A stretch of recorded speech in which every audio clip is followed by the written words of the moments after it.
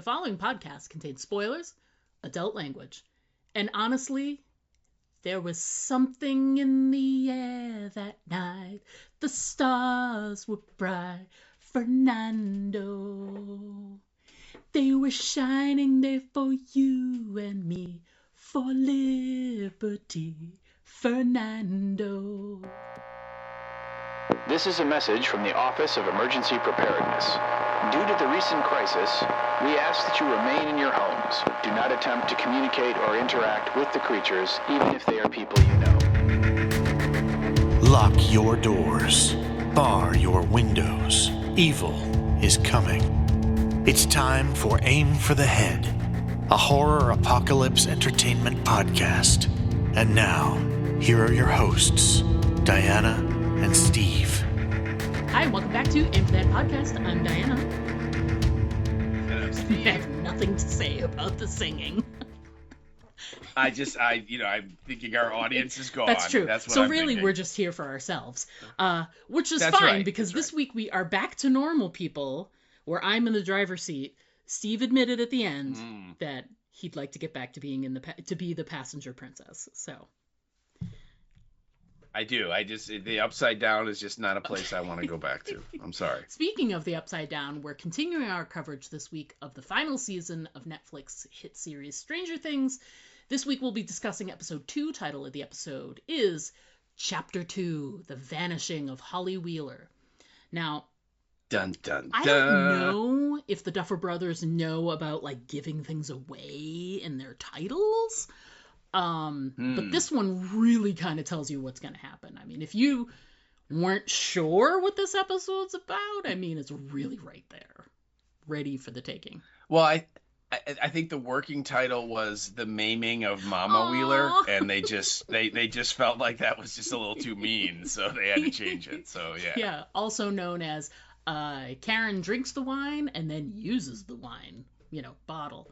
Uses the wine, then gets her throat ripped out, and just ripped to shreds awful. by the Demogorgon. Yeah. So yeah, they thought, let's do something else. So if you're new to us, first of all, welcome. And also, I know that you're strange because me singing ABBA didn't make you go away, so I thank you. But we. Hey, I was this close to going away. Okay, that's on her where we're own at. this week. So That's right. I don't know where you got the idea to sing that, but oh my god. I don't know if you have a mirror where you're located, but you'll be able to find the person who suggested it in that mirror. Okay. You're saying the kettle's calling Yes, and I'm black? it is. It's calling. Yeah. So normally for the show, what we do is before we get into our individual moments from the episode that we're going to talk about, we discuss really quick, like a rapid fire, what we felt about the episode. Then we'll get into the episode description, writer and director of the episode, then into our individual moments. So, Steve, you went first last week because, it made sense. You were in the driver's seat. So it's my turn to go first this week. So episode 2, there's a lot I liked about this episode because it really, really ramped up the action, which is what this show has really done well in the past is, that tension, that action, you don't know what's going to happen next.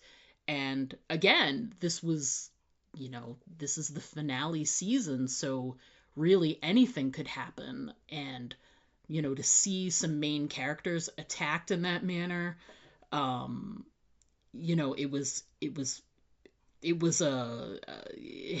an interesting episode. That's for sure. I really, really liked it. For all of those reasons, there was a couple of teeny tiny funny moments that I laughed at too, which I had forgotten about. And just overall, just really good. We're continuing in a positive direction for this season so far. How about you? What did you think of episode 2? There are reasons why I really like this episode, and I will get into them when we get into it because it's one of my main points. But I really there's something about this episode, almost as if there was something in the air. Mm-hmm. as I was watching it that night. But the opening sequence with the Demogorgon and Holly and her mom and her dad and what happens is just such an Mm-hmm. incredible. I think it's very, the way that they film it, it's really tense and crazy, and them holding their breath under Oh yeah. the in the bath and all that stuff. I mean, it's just a really great Mm-hmm. opening. 5-6 minutes, and of course you have when Nancy and Eleven come running in and, they see the trail of blood on the floor and all that. So, I mean, just the whole thing I thought was just so Yeah. well done. And it really, that was one of the few moments for this season where I really got like season one Mm. vibes Yeah. from this show, which didn't happen a lot. I mean, I really stopped getting season one vibes after season one Mm. ended for this show for Yeah. a lot of it. But this was definitely one of those times where I'm kind of like, yeah, that's why when the show is really really good, it's like that, and so yeah, I for that reason alone, I really like this episode a lot. Although really, it's just a setup Mm. episode, that after that opening, it's really just we got to figure some things out and try some things and discover some things that's going to set up the Yeah. next Exactly. episode. And and you get that both in the Upside Down with Hop and Eleven, and you also get that with Will and Mm-hmm. Robin, when they're kind of figuring out, delving more into what Will's crazy new abilities are and all that, and of course, whenever you can fool Winona Ryder with the flux capacitor, you have to laugh. So Agreed. so overall, I thought this episode was a lot of fun. I enjoyed it, and like I said, there was that opening bit, what was just definitely a chef's kiss. It Yeah. was Yeah. amazing. Very So well done. So next up, let's discuss the description that we have of the episode. And while we won't belabor the writer and director, we'll at least list who they were. So Steve, why don't you go ahead mhm. and take that away?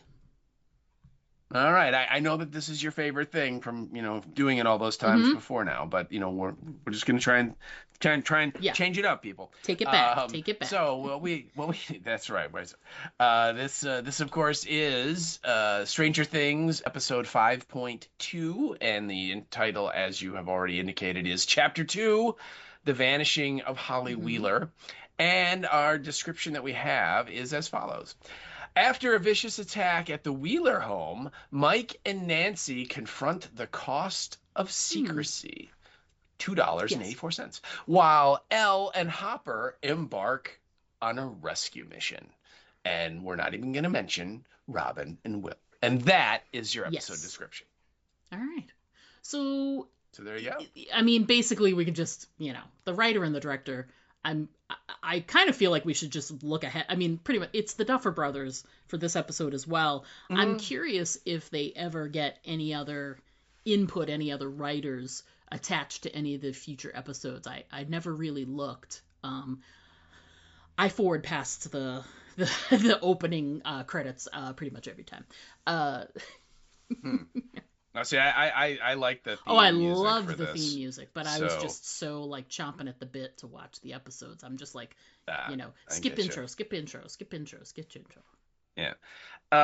You know what? I'm pretty sure the Duffers write all Mm, of them for this season. That there might be one episode in here that they have, somebody else, take over the writing reins. But even then, I'm sure it was like story by the Duffer Brothers, and the screenplay or the script was written by someone based on their gotcha. story. But I'm pretty sure it's Duffers all the way. Duffers So all the way. There you go. That's the title of their next series. Duffers all the way. Duffers all the way. And it'll be a golf Yes. movie, so there you go. All right, so let's just jump into our top moments for the episode, and I mean, both our number ones. Not surprising. First thing to talk about is the opening scene. It goes right where we left off at the end of episode 1, with the Demogorgon like tearing his way into the Wheeler home, and you know at the end of the episode, it was just, looks like he's going to attack Holly and then attacks Holly. So just an amazing sequence from beginning to end. And just like you were saying, this return to episode 1 feel of like, that tension, not knowing how things are going to end. I want to make a point too of the music, which I highlighted in the intro. It's amazing that we have this, it's this brutal attack. I mean, there's no, he's flinging Holly around like, she's a sack of potatoes. Ted gets, slashed just like Karen does and tossed in the other room, and then Karen's confrontation with the Demogorgon. It's a pretty bloody, brutal battle, and ABBA is your backdrop for it, which again, still amazing choices from these guys. But I think too, you pointed out that the sort of similar moment, but Karen seeing the blood on her hand from, holding Holly's head, and then she sort of realizes that something's wrong, and she springs into action, is just an amazing moment. And I just want to say for the record as well, that when I first watched this episode, I thought that Karen was dead, and that because, we talked in the last, episode about how, all bets are off. We don't know who is or isn't going to make it. We've seen the full season already, as have most of the people that are listening, but try and remember when you first watched this episode and saw the way, she was attacked, when you get that post-mortem of her on the floor and the way it's, I did not think that she was going to make it through. So, so opening scene, you included some information too about the bloody moment there. So let's talk through this opening. Oh yeah, you're right. It is. And it's this incredibly violent visual that is got this kind of happy, pop song. Although interesting enough, pop song from the 70s, not the 80s, but still clearly, ABBA, obviously was being played in the 80s and was still very popular, during that time. But it just weird that technically it was a song that came out in like 76 or 77 in America. So not a little bit of a departure for them, and that they tend to normally just stick with straight 80s music, but still. It's this kind of very, very, singable pop song that is kind of cheery and upbeat, although the lyrics are, it's about the Mexican Revolution and all that. But, you have that playing over this incredibly dark, violent, horrible sequence, where this, the mom is getting literally, like you said, killed. Because that's, I agree that, I thought for sure that not just her, I thought both her and the dad were killed. Because the dad also, when he finally, pulls his head out of his butt and stops hitting golf balls, he realizes something's going on in the house. And, he goes right in there. And when he runs into that Demogorgon, and realizes that his family's in trouble, that dude, he steps up. He really did. He doesn't run away. He's hitting it with that 9-iron, and it ends up just kind of laughing at him and and throwing him against through the wall and all that. You know what I mean? So, but still, I thought, wow, Dad's gone, and then just when Nancy finally gets there and she comes running in, and they cut. It's like a slow motion shot of her running in, and the camera kind of slowly pulls back, and you see the blood drag marks on the floor. And I mean, that's a lot of blood. And for a person, an individual, to bleed that much, that's usually not good for them. Another point about the Ted stuff for the dad, I was laughing when I was rewatching it this past weekend, because he's got this ever increasing, geez Louise, oh, cheese and rice. so Midwest with his cuss words as he's going up the Mm-hmm. and like holy smokes and gosh darn it and gee williker, like absolutely, even to the point Yeah. as soon as he sees the Demogorgon, he's like, I can't remember which one of the, but he's like, and most people would be like, oh fuck, and Yeah. Right. he's like, Yeah. golly gee, but he's like you said, in very unted like fashion, attacks, get away with the golf club. Yeah. So yeah, Yeah. but Yeah, yes, yeah. a lot of blood. Agreed. Yeah. And for me, like the moment that I just really appreciated was, you're right, Holly. I mean, the thing trashes Holly and throws her around her room, like you said, like she's a yes. rag doll.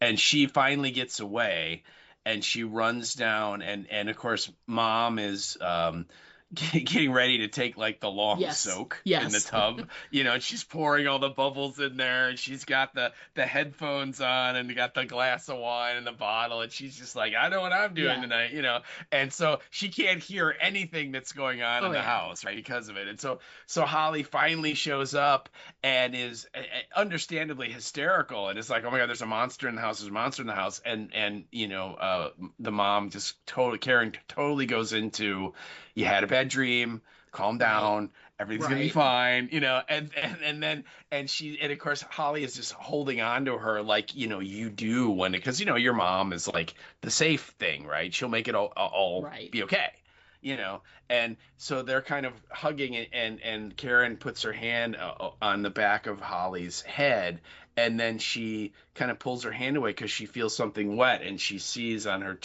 first two fingers, there's blood. Mm-hmm. And it's obviously because when Holly got thrown against the wall or into the bed or her bookcase or whatever the multiple things she got thrown into in her room, she, cracked her head open a little bit. And it's just so great because her reaction to it, once she sees the blood, then she's like, oh, this is real. Yeah. This is not a dream.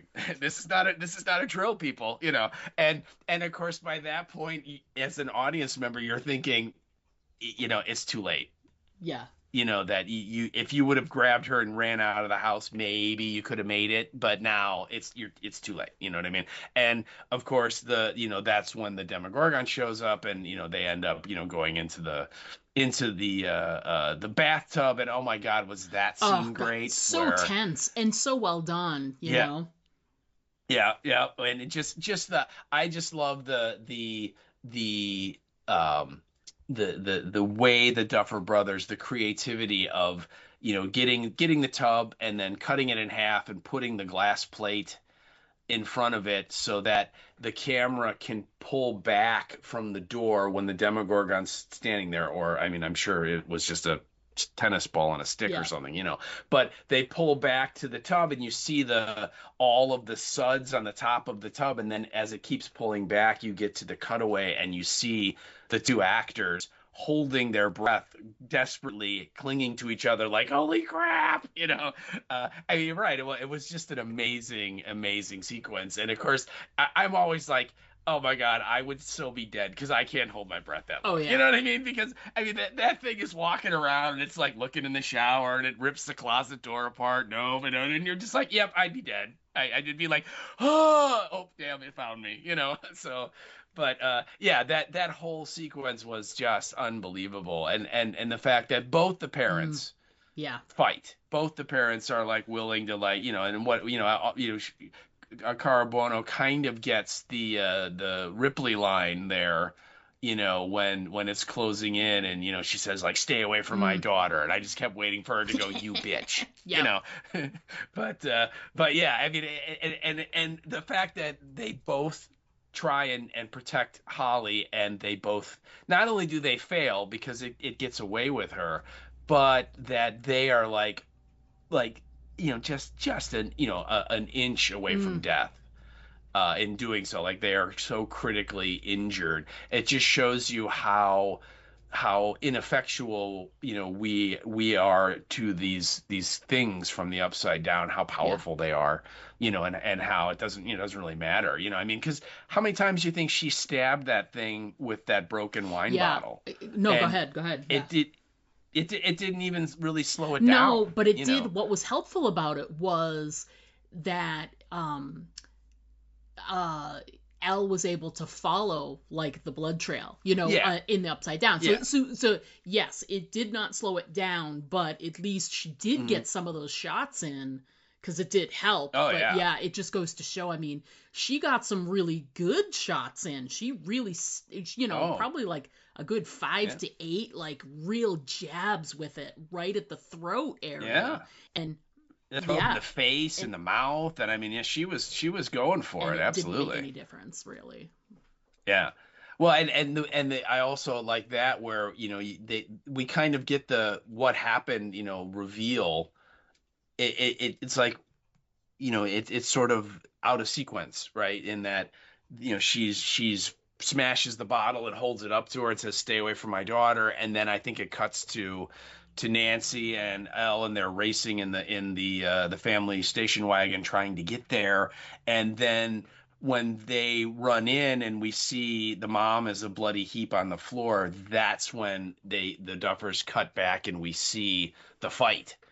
And you see her and she's stabbing it repeatedly, and then she raises up her arm to stab it again, and that's when it comes in like right at her belly with one of its Hmm. claws and just rips her open. And then like you said, at that point I'm like, yeah, she's dead. Yeah, oh god, yeah. That like they yeah. So, but yeah, like I said, that sequence alone made this episode Ugh. amazing and wonderful, and yeah, it was And awesome, so no doubt about it. emotionally impactful. And I love the way that they really, I mean, obviously, Mike and Nancy and now Holly have been, I mean, Mike is one of the main characters, as is Nancy, but it's like they they haven't leaned on the parents as much with the others as they have, Joyce obviously, but Karen has always been like this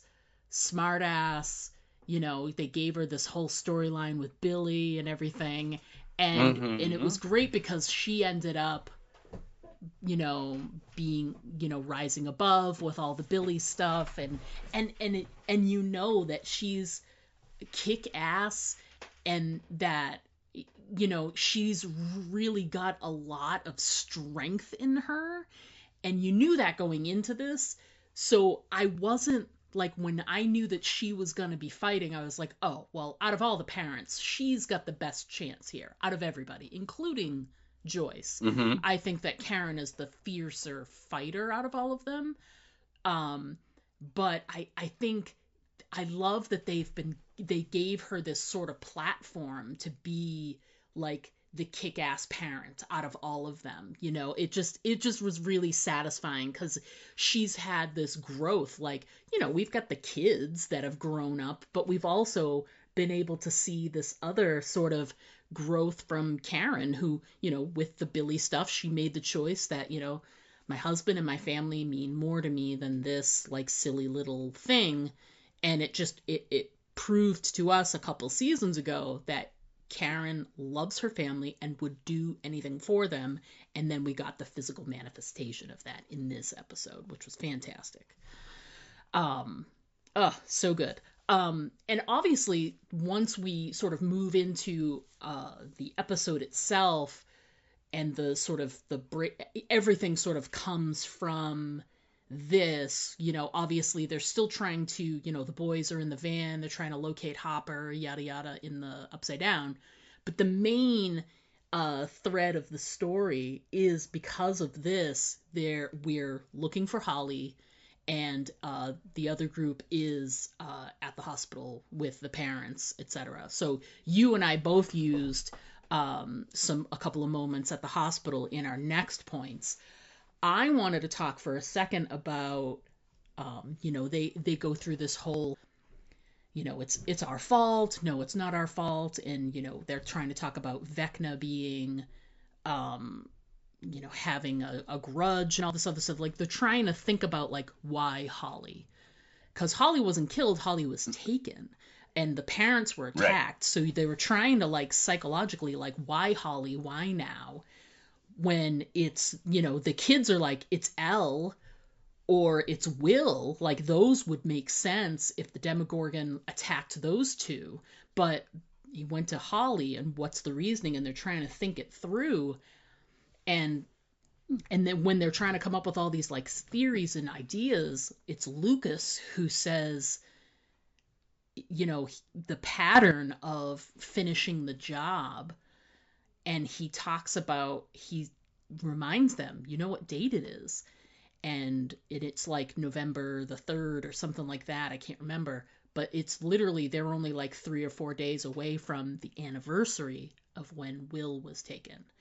And and Lucas really feels like that's significant, and I agree with Lucas there. So, Lucas points out that based on his experiences on the show, he no longer believes in coincidence. Correct. Yes. And basically that there has to be significance, and I do like that he points out, because they're that Mike and Nancy understandably are a little bit in shock over what has happened, and they're like, why would it attack to try and kill mom and dad and Holly? And what Lucas points out, no, but that's not what happened, because if Vecna just wanted to, like, make us suffer, the Demogorgon would have killed all of them and left their bloody, mutilated bodies here.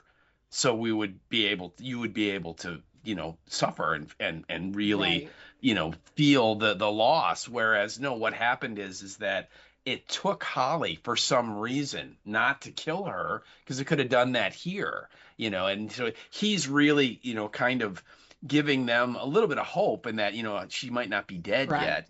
And also getting them to kind of start thinking, what was this attack about? Why did it show up? Why did it take their sister? What does she have to do with it? Because Mike's like, she doesn't have anything to do with this. Well, actually, Mike, she does, and we're going to find that out, But yeah, you're right. I like that whole scene, because they are very much playing the blame game leading up to that, about how they waited too long and why didn't they do more earlier, and they should have gone in and killed Vecna, months ago, and they had all this time and they wasted it, and now this happened, and it's sort of like, if we would have done something, maybe this wouldn't have. And that's when he kind of interjects and says, nope, excuse me, this is all part of, Henry's plan, and, is nothing we could have done to stop it. He had a plan, and he was going to do it no matter what. It didn't matter what they did. If they tried to hide them, they would have found them somewhere. So, let's talk about your number 2. Yeah. Nancy doing her best Shakespearean imitation of what many people refer to as Lady Mackers, because you don't want to say the name of the Scottish play. No. That's always, brings ill luck on you. When she, they go to the hospital, and mom and dad are both, like, in surgery, and obviously in intensive care and so on, and of course, you get the scene where, like, the nurse is like, I'm sorry, you have to wait out in the waiting room. You can't go in, And so they're just kind of left standing there. And after a while, Nancy, goes into, like, the ladies' room, and she does her best impression of Lady Mackers, because, like, what would you say? She uses, like, a gallon of the liquid soap to try and wash the blood out of her hands. Damn spot. Oh, absolutely. I mean, she's, like, scrubbing her hands, and really, really scrubbing. Like, if she would have had, like, a bristle brush, she would have taken off all of her skin. Like, that kind of, intensity of, like, literally, like, it won't come out. Like, I can't get the blood of my mom off of my hands. I'm so freaking responsible for all of it. It's unbelievably obvious and brutally obvious, but I think it's really effective. And the other thing is that Nancy, like, her clothes are, like, soaked, which you don't see blood. It at first. I think the way they filmed that was nice, because you get the hands and everything, and it's not until you see her later sitting down that you get, like, her knees of her pants are soaked in blood because she was on the floor, and she's got it all over her shirt at the bottom, and she just is like, you know, that there's no time. It's not like she could change her clothes. They went right to the hospital, you know. But I looked at it like, yes, it was, you know, Lady Macker's, but also when she was doing the hands, I was like, if she could have given her hands the Silkwood shower, she would have. Oh my God, would she have? Yeah, I mean, just like I said, any sort of like a brush, you know, that she could have like, and yeah, she just would have been bleeding into that sink. I mean, it was that intense, you know, and yeah, and meanwhile, Mike is just like sitting out in the lobby, and again, just like in shock. They're really you can tell from that they're staring off into like a finite point in space somewhere, and they are absolutely in like emotional shock, shell shocked, as it were. Yeah, absolutely, just blindsided by all this. And yeah, you know, just sort of like they thought their lives were like, you know, ripped up from the events of the last 4 seasons. Now it's even more so, you know. It's just so absolutely. So I want to talk too about, you know, there's a theme, like you were saying, the, you know, Robin and Will kind of adventures that happen throughout this episode. The flux capacitor. But one of the things that that Will comes to grips with is, you know, he's been having these visions, he's being affected, and it starts out kind of similarly to what he's gone through before. You know, he's got the creepy crawlies on the back of the neck, and, you know, and there's all of that. He may have some sort of like vision, but then but now it's like very intense. And when he's talking with Robin and sort of kind of digs apart like the visions that he was having, when he comes to grips with exactly what was going on there and what he was experiencing, and he admits it, it's kind of shocking, like just the feeling. And he says the words, "It's like I was the Demogorgon." So he's in the Demogorgon's mind. And, you know, from watching later episodes, there's some connections that happen later, but not knowing what that means right now it's very tense for Will. He's, you know, he's afraid. Obviously, Joyce is very afraid for him too, because anytime that anything even remotely bad happens to Will, she's just like, can I cover him in pillows, please?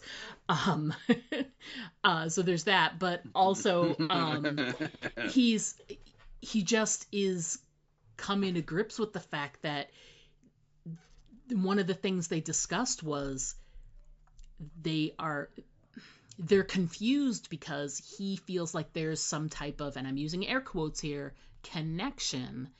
And they're talking about, you know, in I think it was the second season, when they had to do the thing when they sweated him out inside like that little cabin or whatever, and they had to sort of get it out of his system.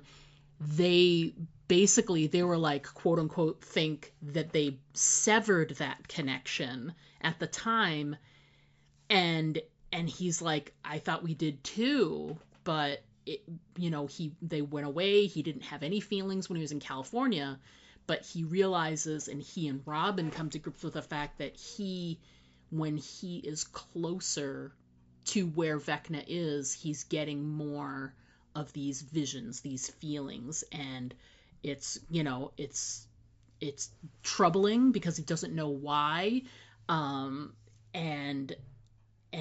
this is the first time that he has experienced being inside the head or inside the body of something else and seeing through their eyes, as he did with the Demogorgon when it was attacking. So yeah, that's just, I thought that him making that connection, that it was like he was the Demogorgon, was just a really shocking revelation. So yeah. Absolutely. I really liked the scenes with Will and Robin, mostly because I really like Maya Hawke. But because it's kind of it's very much gonna push the story forward. So we're getting a lot of like plotty type stuff, but also you get that great. One of the things that Maya Hawke I think is really great at is the uncomfortable banter kind of Yes. talk. And she um starts asking him like, so were you like at the hospital the other day?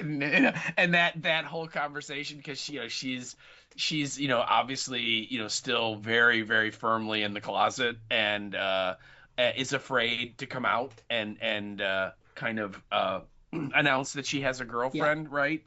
And so just that whole sequence I just thought was adorable, as she's like clearly trying to be like, hey, so, if you saw anything, and I'm not saying you did, but if you did, it'd be really cool if you didn't say anything. That whole thing, it was just really fun, and uncomfortable, in that kind of office kind of humor, right? That you're watching, but you're kind of cringing while you're Yes. watching, kind of a thing. And I thought that was really fun. And I also just liked how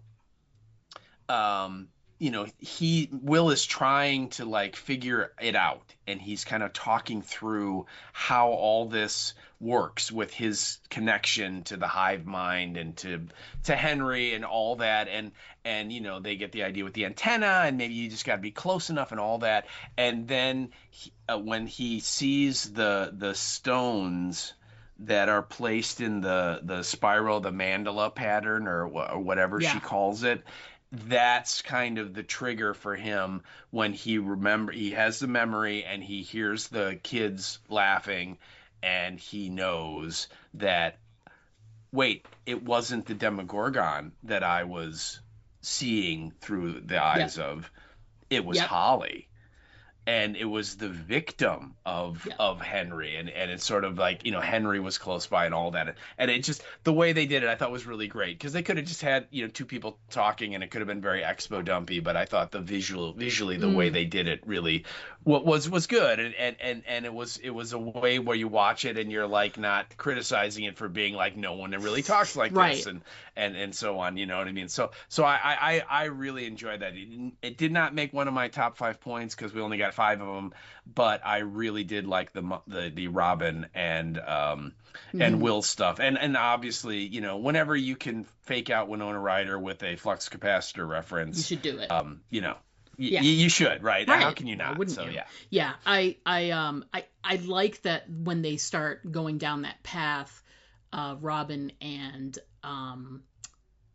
what's it face? Robin and Will, uh, the fact that they are on like a journey, it's like physical. They're like walking around and looking at stuff, and it's, if they had been like in a room, like if they had stayed right where they went to the specific spot in the forest or whatever, and if they had just stayed there and talked it through, it wouldn't have made any sense. But the fact that they walked around and they were like, that triggered a thought, that made me think of a thing, and then it inspired them to think more, to delve more, and to discover more, and understand this new sort of connection more. It made more sense. It thematically made more sense than if they had just sat around like theorizing and going, hey, what if it's this, and there's like no reason for them to have that conversation. Now there's a reason, because that inspired me here, and seeing the mandala thought of this and thought of that and whatever. So they made it make sense, which was great. Yeah. All right, Yeah. so let's talk about your number 3. All right, so number 3. Oh yeah, well, again, this is one of the reasons why I love this episode, is that obviously the Duffers grew up in the 80s, and have that one of the things they really wanted to do was have that nostalgia flair, and make it as authentic as possible, and for people like myself, and to for you as well, although maybe a little bit lesser because you were a little bit Mm-hmm. younger when these things were going on. These particular years were happening. They try to make it as authentic as they can, and that's, like we've already mentioned, the music, and of course all of the pop culture references that they make in the show are all from that time frame and so on. And I kind of look at this episode as this is the Duffer Brothers' love letter to the John Carpenter movie Halloween Mm. 2, which came out in 1981. So it is an 80s film. And the reason I say that is when the parents are taken to the hospital, of course, it's I'm totally blanking. What's the name of their Oh, town? Hawkins. It's Hawkins, yeah. Hawkins, right? I was gonna say. And so the if you look, in the hallway or in the waiting room, they have the logo of the hospital, and it says Hawkins Memorial Hospital, and it has an H and an M and an H kind of mushed together, where, like, the part of the first H is also part of the beginning of the M, like that Mm-hmm. kind of thing. And that logo is the exact same logo that John Carpenter's crew came up with for Halloween 2 when Laurie Strode is taken to Haddonfield Memorial Hospital. So it's HMH, Look at HMH. you. So there's that. And then the other thing that just tickles me to no end is at the end of the episode, when the credits roll, there is a very, very interesting music choice, which is a song from like 1963 called Mr. Sandman. Mm-hmm. And it's by this all-female group called the Chordettes. And it's yeah, again, it really, when you listen to it, it really stands out because it is not, it's like the old Sesame Street or Electric Company thing of one of these things is not like the Mm-hmm. others. And that's the thing, because it is not an 80s song. It is clearly a different era of music, and it's this all girl group, and they're singing the song about asking Mr. Sandman to bring them a boy, bring me a dream, make him the cutest that I've ever seen, all that Mm-hmm. stuff. And that song is the song that is in the opening of Halloween 2, and it plays on the end credits of the movie as well. Oh. So like a little double dip there into John Carpenter nostalgia with Halloween 2. And so I just thought that was really, really cool. And at first, like, when I saw the logo on the wall, I'm like, well, I know where that came from. And then at the end, when the music started, I'm like, well, of course they're gonna close with that music. Yeah, sure. And so anyway, I really liked that. I thought that was pretty cool. There you go. All right, so my number 4 is also harkens to your number 5. Yes. But mine is just a really quick, like, sort of one-off take, which is, when Hopper and Elle are in the Upside Down and they walking around and they come upon what will be known as the Wall. My first thought was it really gave me, and there's no, it can't be using this as inspiration because it's, it's such a modern thing, but it totally gave me Game of Thrones vibes, because Game of Thrones has, it's a really important part of the storyline. There's a wall that separates their world from, this wild northern part of their country, and it's exactly the same. It's like ridiculously high, and it keeps out, the magic folk, as it were, like the monsters, etc. So I got, like, just a real sort of visceral feeling about that when I saw it. I was like, very Game of Thrones of them to include a wall that separates one part of your world from another. Except in this instance, in Game of Thrones, it's just a wall of ice because it's in the cold northern climates, and it'd be like the equivalent of having a wall up in, like Antarctica. But for Stranger Things, of course, it's like this living, breathing kind of pulsing, disgusting looking, uh, thing. It's so interesting. I I have a question for you, which is, do you think that the thing that Dr. K was doing her little, surgery on in the previous episode, do you think it looked to me like it was one of those like areas of the wall, like a little, they popped out like a portion of it. What do you think? Mm-hmm. Yeah, I didn't really think about it. It could be, I mean, because it was certainly something we've never seen on the show before, and like you said last week, when she like cuts it open and there's like all the gross stuff that's underneath, because like it's kind of like smooth on the Right. outside. And then when she cuts it open and it's got like all the like almost like a mouth and teeth and Yeah. it's kind of pulsing and oozing pus and whatever. So yeah, it certainly could be. I didn't really think about that before. That's a really good observation. I was going to ask you, do you think that Henry built that wall specifically just to block 11? Not just physically, but just to prevent her from using her, her shin, if you will, to kind of look and find him and, do all the things that she had been doing Yeah, previously. like a kind of like a like a blast, a Like fort. a fort. Yeah, like something. Yeah, Yeah. you're right. You're right. Like more like a fort. That's yeah. Like it certainly seems like that could be it. I gotta say though, without explanation, when I first saw this episode, I was like, what is this? It clearly was a construct of, Vecna's mind, that it was built, but the thing that I thought of when I saw it was, we're told at the beginning of the episode that this is 18 months since we saw the moment of the four sort of cracked open parts of Hawkins that spread out from the center and blah blah blah, like we saw in the finale. That it's been 18 months since then, but they haven't been able to, not a peep out of Vecna since then.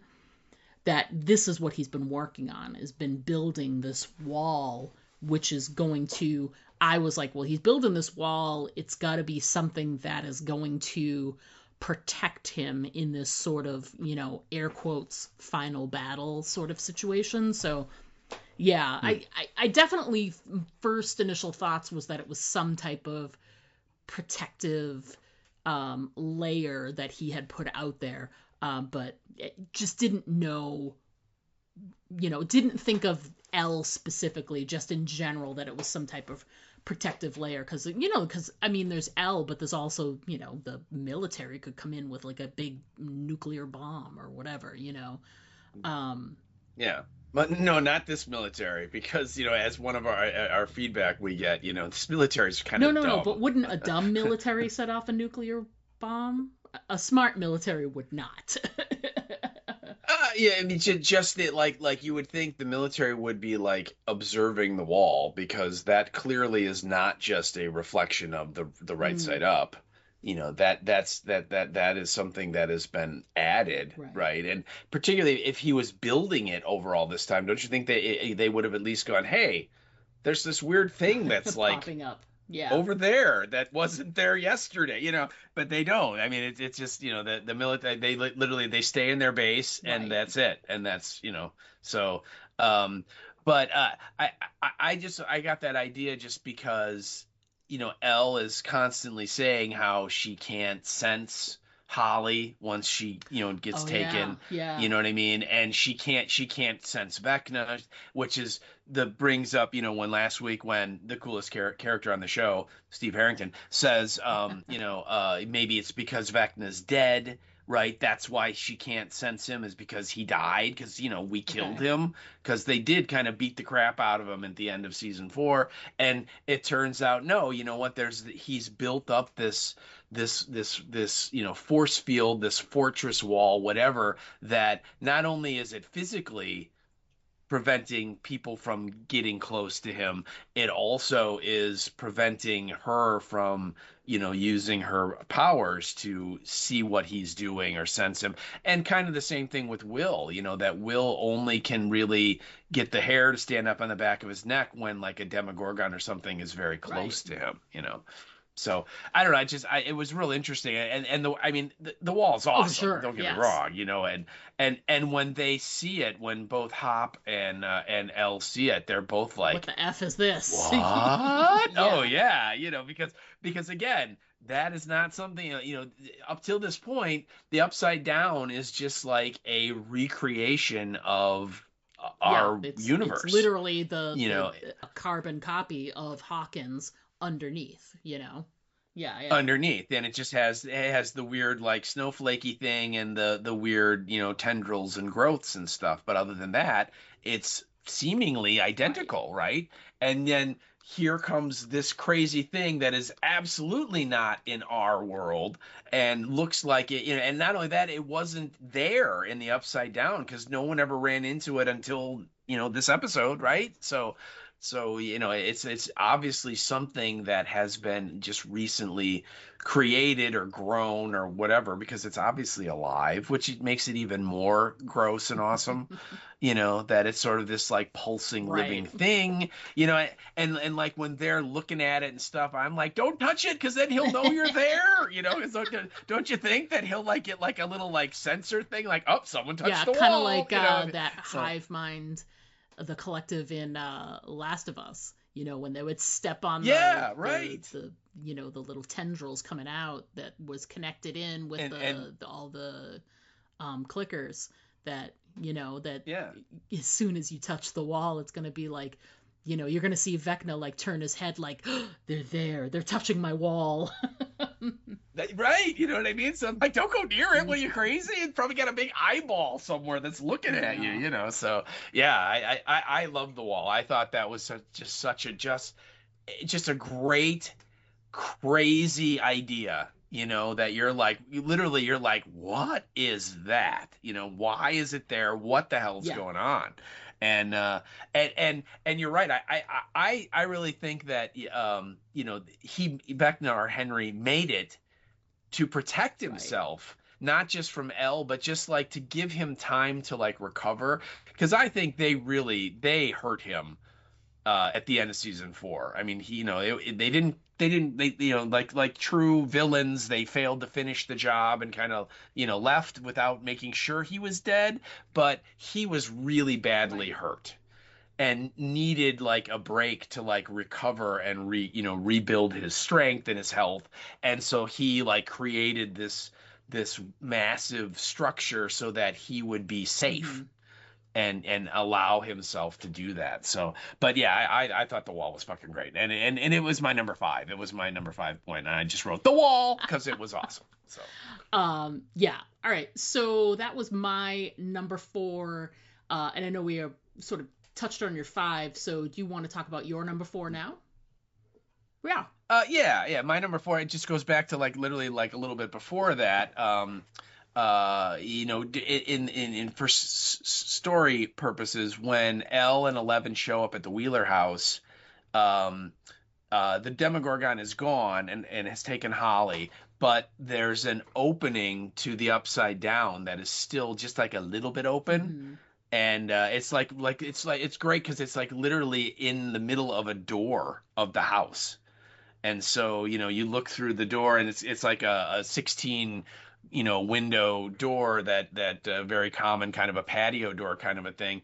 And you can look through the some of the glass panes and see the outside and their yard. But in the middle of it is this opening with the kind of weird red tendrils and the living, like the two universes are separated and it's like slowly kind of coming back together.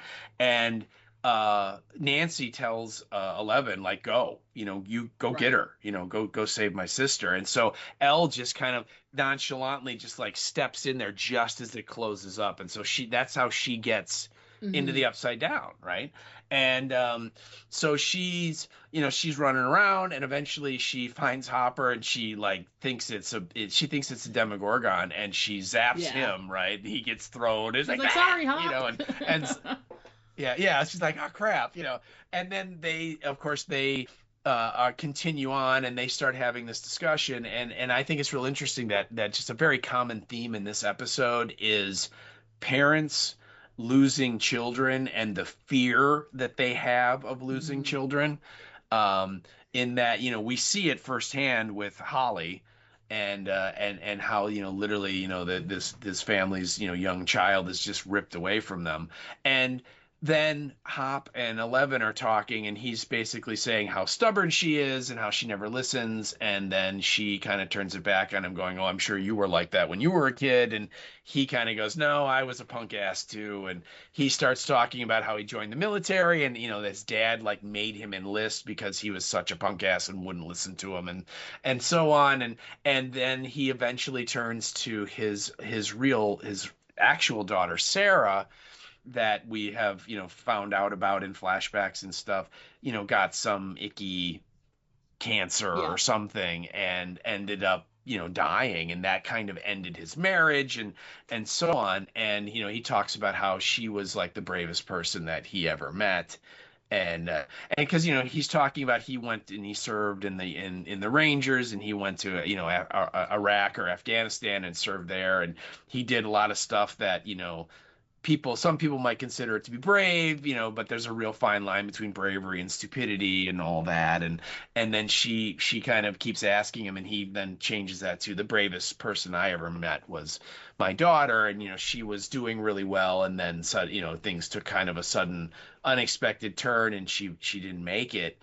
And then Elle is like, so that's why you don't want me going in against Henry, because you're afraid that he's going to win.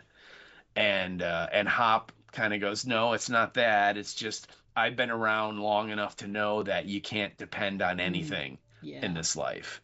And I just thought it was really great, because I think that's a really important lesson for everybody to learn, that Eleven has been training so hard for this, and in her mind, she's ready. Of course, yeah. And she's like, I am as good as I can go, and I'm going to go in there and I'm going to take him on. And he just really wants her to realize this unbelievably critical life lesson. And that is, you can do everything right and still lose. Yeah.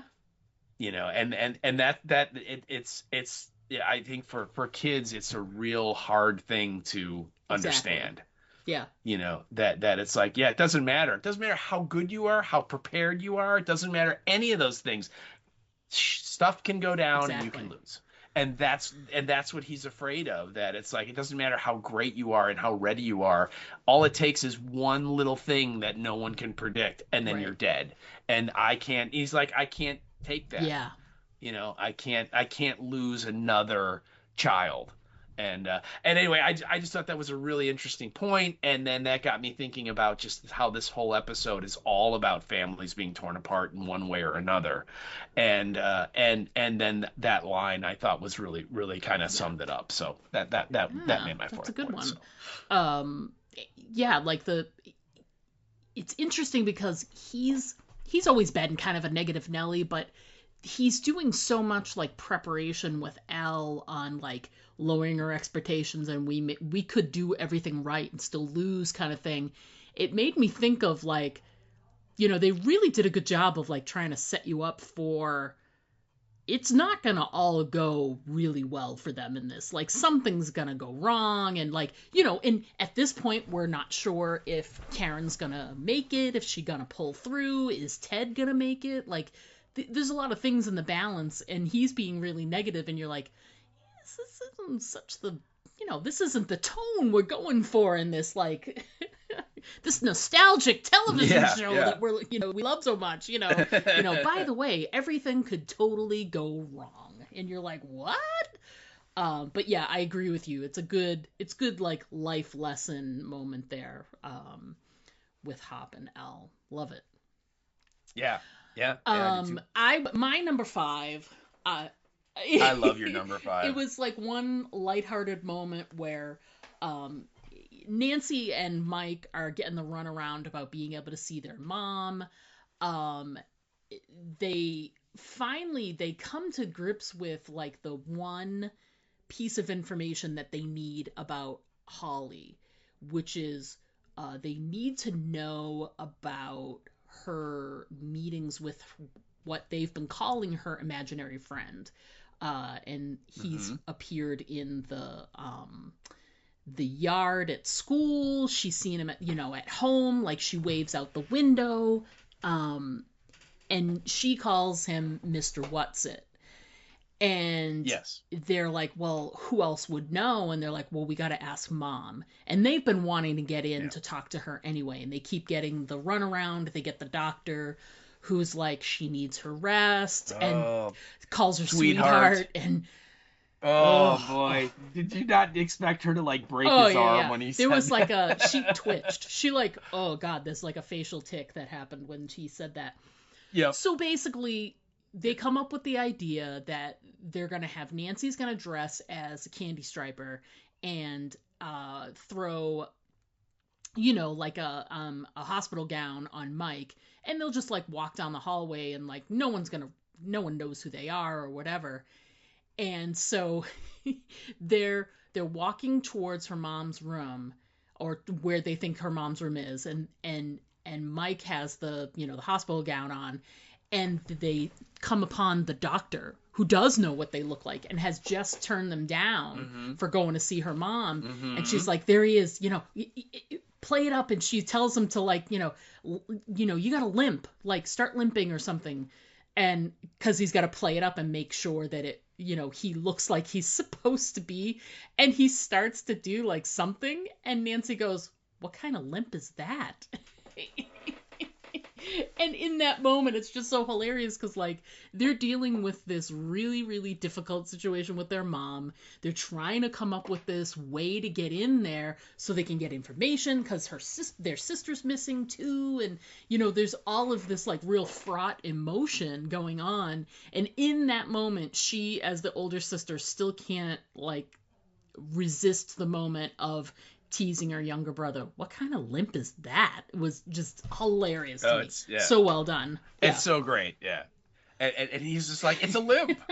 Because he's like, how am I supposed to make this any better than it is? It was really cute because you're right. He sees like I think he finds like a copy of A Wrinkle in Time somewhere, and that gets, he goes, wait a minute. And then he goes back to what Lucas said about, there are no coincidences anymore. And so, in A Wrinkle in Time, there is an imaginary character that one of the kids has that they refer to as Mrs. Whatsit. And it turns out she's real, but at the beginning, everyone thinks that she's an imaginary character. And so they, of course, named Holly's friend as Mr. Whatsit. And you're right. So then they have to go, they got to get in to see Mom. And so then I think, don't they see Robin's, shall I just use air quotes and say, friend come out of the elevator, and she's, giving another nurse some instructions, and that's when Nancy gets the inspiration. And I mean, again, it's great because the elevator opens and there's Nancy, and she's like wearing the red striped nurse uniform, and then there's Mike with the patient gown, and he's got like his white socks and his shoes, and it was just a laugh out loud moment, right? And then they're just doing their best to try and blend in, and that's when the doctor that's seeing their mom shows up, and so suddenly she's like, walk with a limp. What walk with a limp? And so then she's like trying to help him, and he's doing this weird kind of like, I don't know, it's a very funny limp it's choice like a shuffle from him. kind of like scrape or whatever. Yeah. And he's like, Yeah. Yeah, it was awesome. And it works because the doctor's not really paying attention, which is what she was hoping for, that, no one would really look at them too closely, because this is the 80s and security Oh was God, yeah. super lax back then compared to how it is now. I mean, you could Oh never do yeah, that today. So, without question. I mean, the number one thing, getting the uniforms would never happen. Absolutely never happen. never So happened. No. the whole like limping scene would be moot. Yeah. Oh, yeah. And yeah. And then on top of it, every ward has like a door. You need like a key card or something to get into, and they all have, security people. I mean, yeah, it's just not. Those are the salad days when you could just like randomly walk around a hospital and go visit people Yeah, you not didn't no know. mores. I mean, we all did it, but Yeah, not no exactly. mores. Yeah. Absolutely. So, but that kind of dovetails into my honorable mention, and I guess yours too, but a you little go, bit you go in first. a way. Yeah, and that is they do go see mom, and but we're told that her larynx was like partially Ugh. severed by the attack, and so the doctor's like, look, even if you could see her, she couldn't talk. And so they get like a chart and flip it over and have her write down with a pen, the answers to their questions, and they ask her about Mr. Whatsit, and they ask her to describe him, and she says like he has a pocket watch and he wears a vest, and of course while she's doing this, the Duffers are cutting to scenes of Holly with Mr. Whatsit, and it's very sunny and bright, and green grass and blue sky, and it's very peaceful and normal, and Mr. Whatsit's talking about how he's going to protect her, and all of her friends are going to be there, and then her family and all this stuff, as it cuts back to the hospital room, they keep asking her, did you know anything else? Did you know, like, did he have a first name? And she starts writing out the name, and I just kind of did it in all caps and spaces, and she writes out the name Henry, and just again the Natalie Dyer is really good at those like reaction shots, where some important piece of information is given to her, and then she has that sort of she gets the facial expressions down pat. She does. She's really good, whether it's horrified, shocked, surprised, whatever. I mean, that's kind of her, her sweet spot of acting. And as soon as they read the name, because Elle has told them, because this is not an episode of Lost, and Elle actually tells them stuff that happened to her, they know who Henry is. And immediately it doesn't like the whole plot becomes clear, but a lot of the plot becomes more clear to them. And I just thought that was just a great way to end the episode, a great revelation kind of moment. And of course, then it kind of dovetails into your honorable mention which as is well. Obviously, the same, that we find out that Mr. Whatsit is Henry. In the way that it's done, like dramatically, like you said, the way the Duffers cut in these, bright and cheery and totally innocent looking scenes with, Holly walking along holding his hand and da-da-da-da. And in each, like, and they show Karen, like, writing the H, then go back to him, then writing the E, then back to him, and then the N, and, it's done so well. It's got such great dramatic, like, weight to it. But it's that which hits you. And then the things that he says, when he says he's going to save all her friends too. So if Henry has Holly, you have to make the jump, save all her friends too. He's going to try and do what he did with Holly with other kids. And all I put was, he said he's going to save all her friends. And I'm like, which can't be good. Which cannot so be it good, does not no. bode well. And just like visually, I just loved that moment when it becomes clear it's Henry when he gets to the door of his house, and that house, it really well, and the rose on the front, and you open the door, and it's just so beautifully done, and he steps in, and you're like, oh my god, that's Henry's house. Oh my god, it's Henry. Like when you make all those connections. And it's just really cool. And like you said, it doesn't explain sort of the whole plot, but you really kind of get a sense of like a definite direction that we're sort of heading this story in now that we know, you know, that's what he's been doing for this 18 months, is he's been planning it out. How will I get the children? Yeah, and how about that scene when, you know, she and Holly is, you know, has no suspicion right, at all. Of course not. Right. She believes him hook, line, and sinker because, you know, she's a kid, and that's, you know, kids believe everything at that age, right? And so, you know, he gets her inside the house, and there's that great scene where he turns around and he closes the door of the house, and just that one little second of a look where it's like he's smiling and talking positively to her, and then when he turns around, like all of the emotion just bleeds out of his face, and it's just this flat, expressionless look, and you just know it's just evil, you know, and you're just like, oh, and like you said, no, that ain't good. It does not bode well for the future, for sure. What a great, and again, like we're so used to like the way the last couple of the way they've taken Stranger Things and dumped all the episodes on you. It's such a shame because, man, wouldn't that have been such a fantastic, like, between last week's episode, still, you know, definite cliffhanger. Oh my God, he broke through the ceiling. Holly's in danger. End of the episode. Then this one, same thing, the same structure. You get to the end and you're like, big revelation. Oh my God, Mr. What's-It's Henry. Oh God. End of the episode, you know. Right, Holly, still in danger. They structure them so it's like you've got that other episode right there, just waiting. You know, you got the you know, the barrel, you know, the chamber in the barrel, whatever, the bullet is ready to go, and you're like, I just want to watch the next episode. Yeah. Yep. So yeah, what a great way to end the episode. Anything else? I think we did a good job because we had some very similar points, but was there anything else we feel like we didn't touch on? You want to make sure we hit? Again, I don't think so. I think we kind of covered all the stuff I wanted to. Again, no, or very little, I should say, of Max. Right, you know, she's still in a coma, right? I mean, that's pretty much all we know. And you know, and you get that bit where Lucas goes and kind of talks about, you know, how I really hope the next time I come to talk to you, it'll be to tell you that Vecna's dead and this is all over, and you know, that kind of like wishful thinking kind of thing.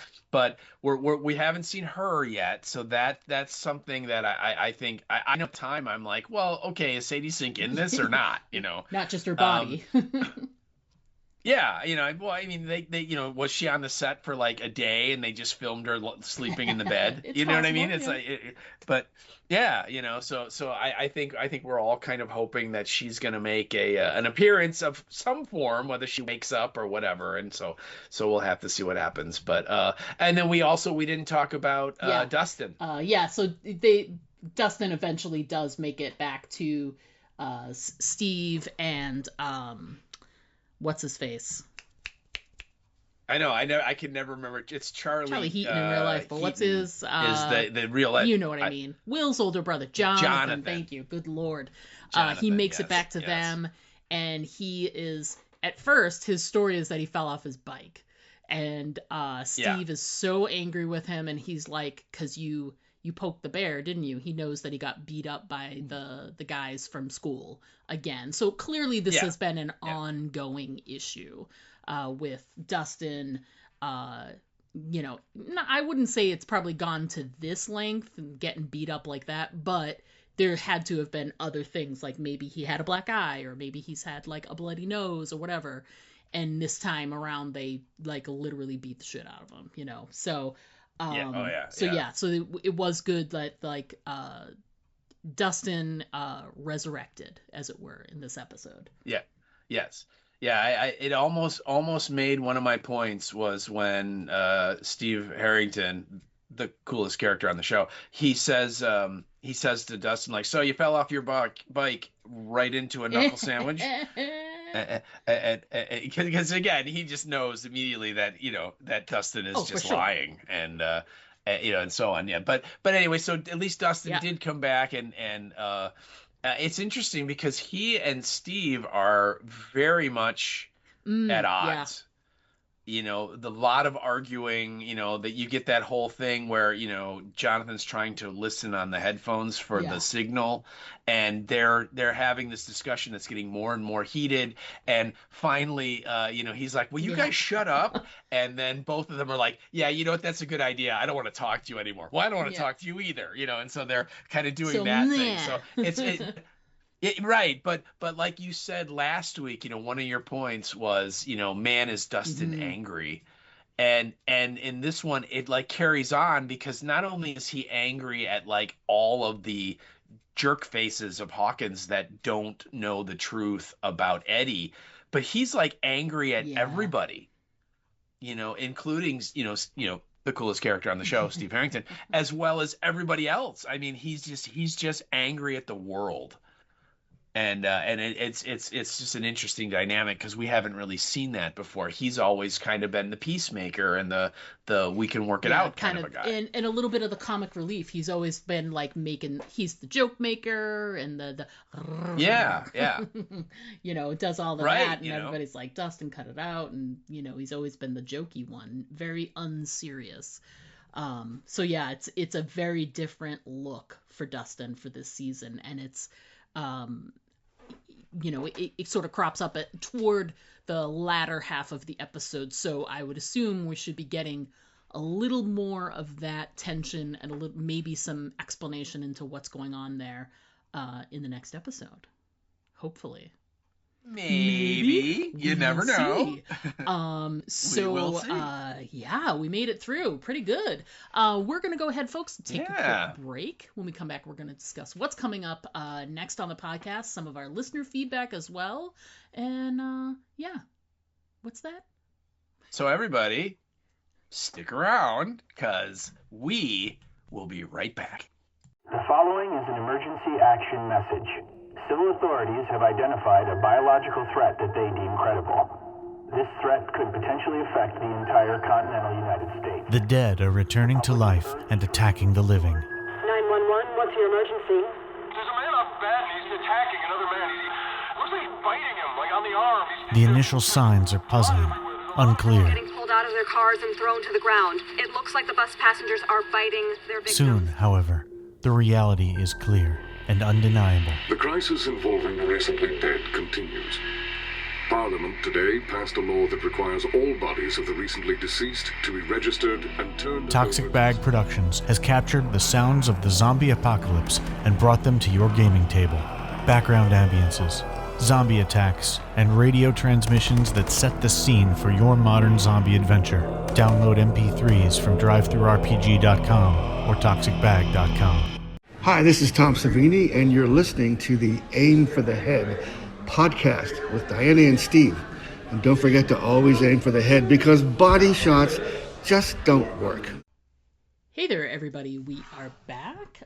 We're going to go ahead and jump into our listener feedback.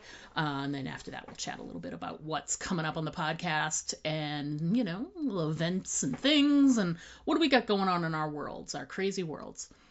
So first up, we got feedback again from our pal Michael Brownlee. Hello, Michael. My God, you know what? It's getting to be a habit. two times is no longer a coincidence. So yeah, 3. If he does it again next week, then yeah, I think, Michael, you might have a problem. Yeah, and we're okay with that. So Michael wrote in via the Facebooks. Where I practically browbeat him into giving feedback. But he wrote in and says, I'm debating, because I asked, did he have any thoughts? And he says, I'm debating because the farther away from season 5 I get, the less I like it. Watch the episodes again. 1, 2, and 4 are the standouts for me. He means seasons. I really didn't like the Russian storyline in 3/4, and while I liked getting to see Henry #1 Vecna's backstory in 5, I thought they made him a weaker foe overall, but I suppose I saved those comments for the final episodes. Ooh, so we will be getting more comments. Ooh. Mm-hmm. Don't threaten me with a good time. That's right. So, regarding this episode, he wrote as follows. That being said, I liked Holly as a character, and I'm glad they didn't kill off Mrs. Wheeler. But Ted should have remained cluelessly hitting golf balls. I liked that he stood up for his family. I thought that was cool. I mean, in terms of longevity, yes, he should have stayed hitting the golf balls. Yes. Henry's Pied Piper act is creepy and reminds me of good Stephen King baddies. But I roll my eyes every time the military comes on screen because they seem so clueless. How long have they been in town? They have a base in the Upside Down, but they don't use the old lab or any info from there to find 11? Is Linda Hamilton 100? I love her, and I love that they used 80s actors for key roles through the series, but I was worried she was going to break a hip the whole time. Wow, that's harsh, Mike. It is. Was Jennifer Jason Leigh busy? Or hell, go totally meta and bring in Phoebe Cates. And then he puts a little emoji of a bikini, and you know what that means. Oh, I do. You can keep Linda as the lead scientist or something, but I just don't buy her as the general. The sonic weapon used against 11 is a nice addition and will make things interesting going forward. First of all, thank you for writing your thoughts, Mike. We appreciate it. First of all, I think you should look up birthdays and ages, because it might surprise you that I don't think Linda Hamilton is that much older than current Jennifer Jason Leigh. Linda Hamilton is 69. And just so you know. Jennifer Jason Leigh is how old? Oh, probably in her either early Late 60s 50s. or late 50s, maybe. Yeah. So my point is that they're not that much younger than you think they are. So there's Jennifer Jason Leigh is 64. So a big old 5 years younger than Linda Hamilton. That's right. And what's cool is we do see them trying to use that sonic weapon, but we don't see it fully. We don't see what it does in this episode. You know what I mean? Like, they show it and you're like, what is this for? It's not, I think it's not really clear yet in this episode. It becomes clear in the next episode for sure. But I think, and we'll have plenty to talk about in these later episodes about that the sonic weapon thing, because it's a game changer for this season for sure. So yeah. Thanks for writing in, Michael. We loved hearing from you. Love that you're letting us know your thoughts, and even if you're being, shamed into them. But yes, please keep sending in your thoughts for all the episodes. Absolutely. And just Oh no. I was gonna say, even if you're not happy with like the episode or what they did, just maybe we can help you get through those emotions by you talking them out. So yeah, that's possible. And I just want to add, Phoebe Cates is 62. So yeah. We're all getting older, and just so we're clear, if we're all in our 50s, Michael, so just take that for what it's worth. Take that for what it's worth, yeah. And Mike, I absolutely agree with you. The Russian storyline was just ridiculous, and I almost quit the series for it, because I just was like, no, there is no way, none, zero, that this could happen, But interesting about your take on Vecna, or Henry. I always want to call him Vecna because of the D&D connection, but in that I actually really like that what they end up doing with the character of Henry, and make him much more like sympathetic, and I didn't really take it as making him weaker. I think it just they made him, I think you could see the road that he took to get to where he is, you know, and I appreciated that they actually made me almost kind of care about what happened to him, Right. which previously I'm just like kill him, Yeah. kill him, you know, without Right. any, you know, whatever, he deserves it, you know. And at the end I'm kind of like, maybe there's a way they could save him too, you know. So and that's I wasn't expecting that. So Yeah. so I don't really chalk that up to making him weaker as opposed to just making him at least I can see where he started from to where he is, and that journey seemed believable to me. If that makes sense, you know. Yeah, agreed. And obviously, you know, as Michael says, it's going to be something we're going to be talking about Yes, at length right, yeah, over the next few episodes, and most definitely in the finale, we'll be talking about just all that stuff. All the ways like Henry is written and how he's treated in this season. So we got more to come for sure. More to come. So speaking of more to come, next week we'll be discussing episode 3 of the finale season. Title of this episode is Chapter 3, The Turnbow Trap. And if memory serves, it's a funny one. Yes, it is. Because we get the resurgence of one of my favorite additions to the cast, which is Erica. Yes. It's going to be good times. Just the facts. And so get yourself ready for next week. Rewatch that episode. You're going to laugh because it's Erica. It's going to be great. So enjoy it. And we'll reach out for feedback as we get towards the end of the week. But next weekend, lots of stuff going on, including the Oscars are coming. And I just wanted to remind people that there are, if you haven't seen the nominated movies, there are lots of different ways. A majority of them are already streaming in a lot of locations. But if they're on a service you don't get, take a look at your local theaters. I've got 2 different theaters near me. You know, AMC, the chain, has been dedicated to putting all of the movies back out again for people to be able to watch. And in some situations, AMC also has like the animated shorts, the digital shorts, the documentary shorts, which those are sometimes hard to come by, are those short program things. So if that interests you, go out there and see those things. You've still got some time left. I saw a couple of nominated things over the weekend. One I went to the theater for. I watched one at home. You know, and clearly, you know, we're watching the Oscars because we just want to see Amy Madigan win. I mean, let's be honest. Oh yeah, absolutely. That's kind of the main goal here. Yes, that is the main goal. But there are lots of really great movies this year. So hopefully there's something out there that interests you. I'll definitely be watching. I know you will be as well. So, another thing for next weekend, I will be very busy on Saturday because I'll be talking to sunny old England next weekend.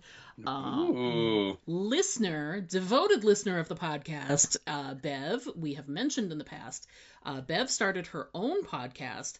And if you hadn't had a chance to take a listen, it's so delightful to listen to. Bev's podcast is called My Horror History. And it essentially is kind of like an interview style, but it's really this, you know, she's got a set amount of questions, and she gets this conversation going with you about, with her guest, that is, not you in general, but it's all these great questions about your love and your, you know, of horror films in general, how you got there, your favorite of what genre, you know, da-da-da-da. I don't want to give it away. But there's about 7 or so episodes out now. She releases one a month, is really her style that has worked for her. And I'll be recording an episode this coming weekend with Bev. Now, because of her style of the one a month, I'm not certain when my episode will air, because she actually just released within the last October. week. Yeah, so I'll be just in time for Halloween is what we're thinking. But once I know when my episode will air, I will of course share it with everybody. And again, until that time happens, you guys should really listen to, there's some, and she gets folks from some other horror podcasts, specifically some ones that are based out of the UK, and some folks that have Instagram and TikTok channels, etc., that do a lot of horror themed discussions. It's very fascinating. She's getting some great people on there. So check it out. My Horror History. It's fantastic. I've been really enjoying listening to Bev's episodes, and I think you guys will too. Lots and lots of content in there for you. And then in a couple of weeks, C2E2 is coming. It is. It's getting closer. Wonderful time of the I sure year. hope they don't cancel it like they did the last show right before it happened. I don't know. Although, to be fair, there's some international crises going on there are currently. A few. That's right. I'm not sure how much it would affect a convention domestically, but however, Chicago is a large city, so you never know what kind of travel advisories or something might come out. But as it stands right now, we're 2 weeks out, or just about 3 weeks. It's like 3 weeks. Yeah, we're about yeah. And they're still announcing some folks. So we just got a couple of major announcements.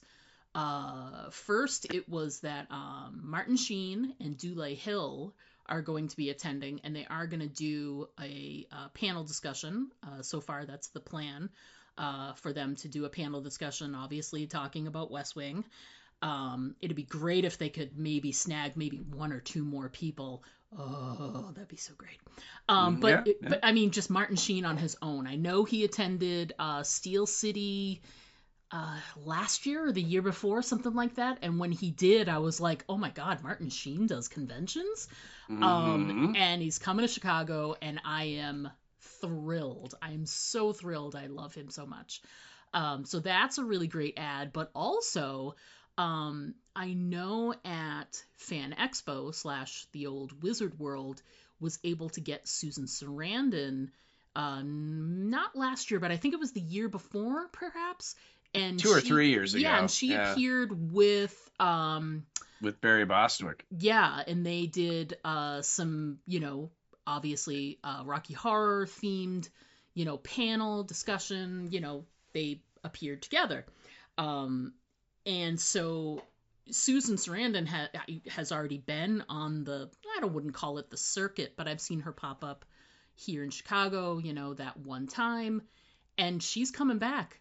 But folks, she's coming with Gina Davis. Yeah, she is. They are as well planning a panel discussion, et cetera, et cetera.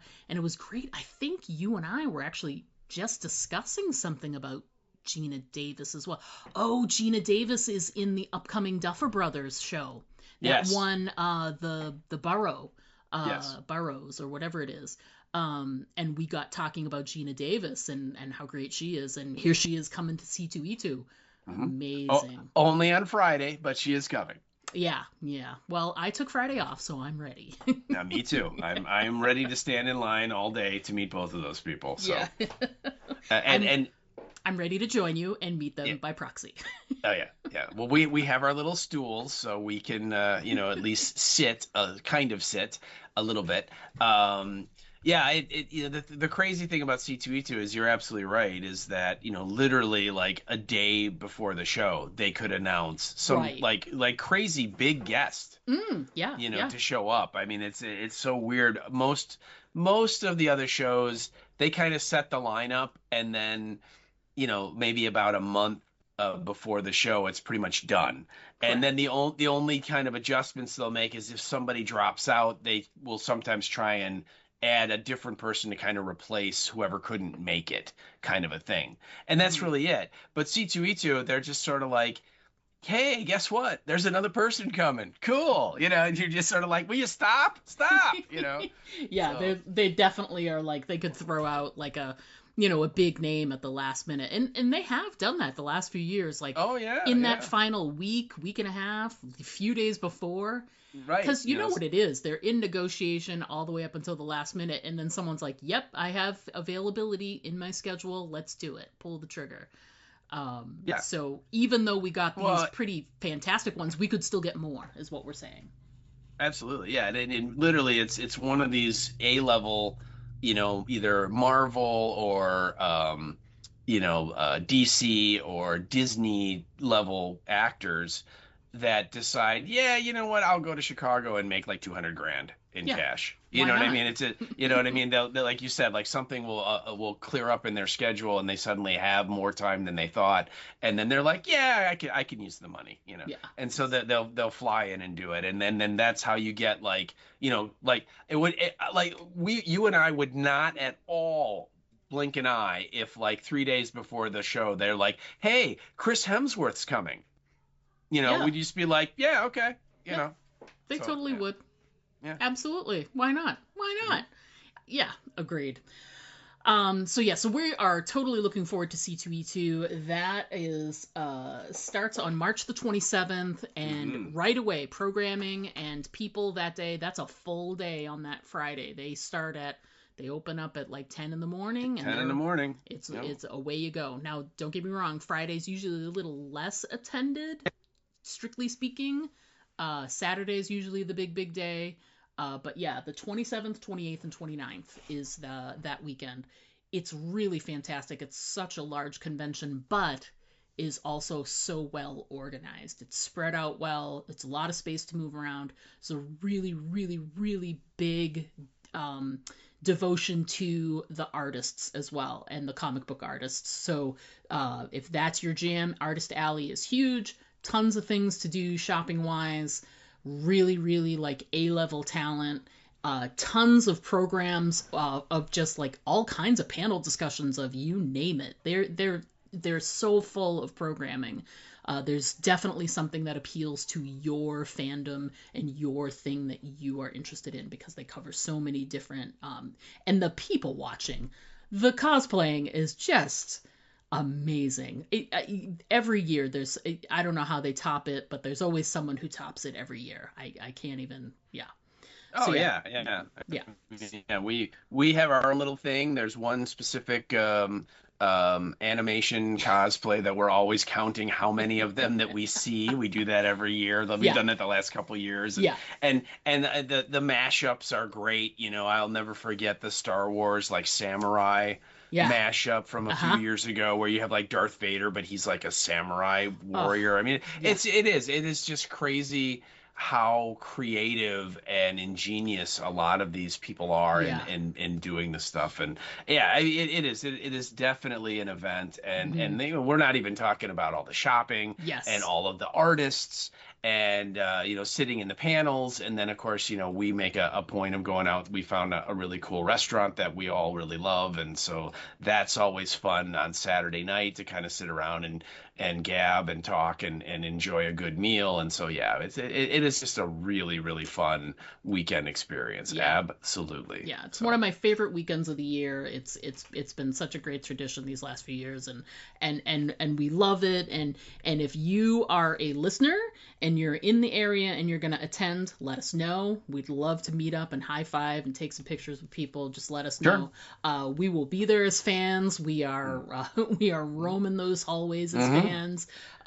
But we're ready to high five other fans for sure. That's right. And we will be very easy to spot, because we will be the two people that are wearing the genre t-shirts. Yeah, so you'll be like, yep, there they are. So yeah. In fact, I have to start picking out what genre t-shirts I want to wear every day. Oh my goodness. Well, obviously you'll do West Wing on Friday, or perhaps do Long Kiss Goodnight on Friday, West Wing on Saturday, and then I don't know.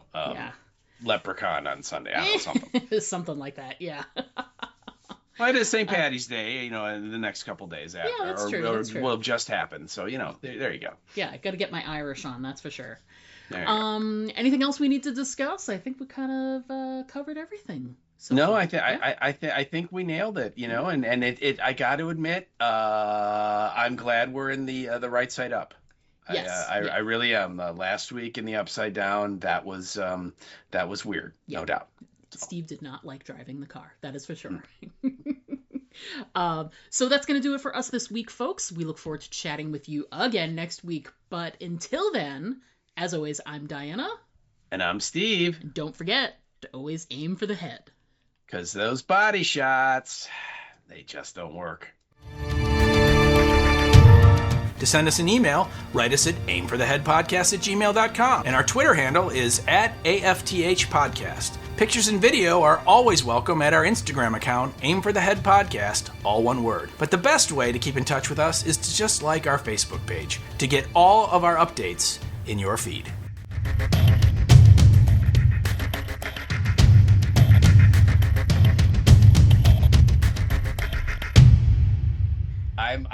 I'm definitely got a little bit of pride as like my baby bird is coming out of the nest. It's so adorable. Aww. So I kind of feel like I've dragged you into this horror journey. So taking pride in that.